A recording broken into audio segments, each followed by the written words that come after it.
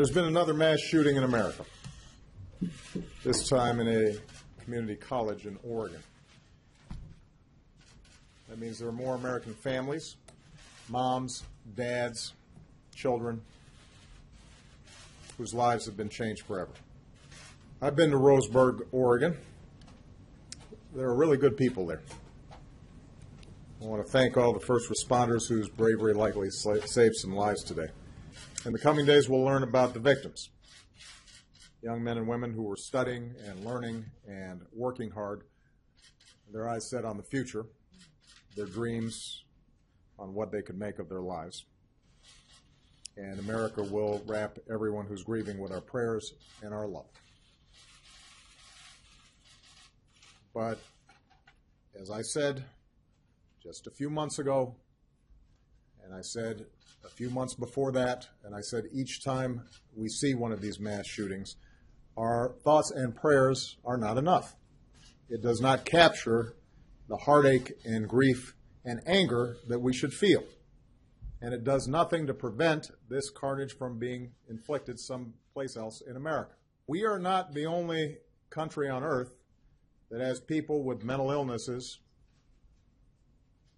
or want to do harm to other people.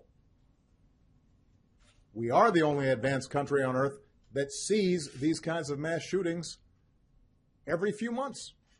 Earlier this year, I answered a question in an interview by saying, the United States of America is the one advanced nation on earth in which we do not have sufficient common sense gun safety laws, even in the face of repeated mass killings. And later that day, there was a mass shooting at a movie theater in Lafayette, Louisiana. That day. Somehow this has become routine. It cannot be this easy for somebody who wants to inflict harm on other people to get his or her hands on a gun. And what's become routine, of course, is the response of those who oppose any kind of common sense gun legislation. We need more guns, they'll argue. Fewer gun safety laws. There is a gun for roughly every man, woman, and child in America. So how can you, with a straight face, make the argument that more guns will make us safer? We know that other countries, in response to one mass shooting, have been able to craft laws that almost eliminate mass shootings. We spend over $1 trillion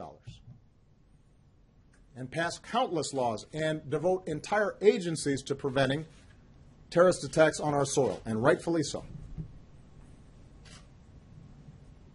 And yet, we have a Congress that explicitly blocks us from even collecting data on how we could potentially reduce gun deaths.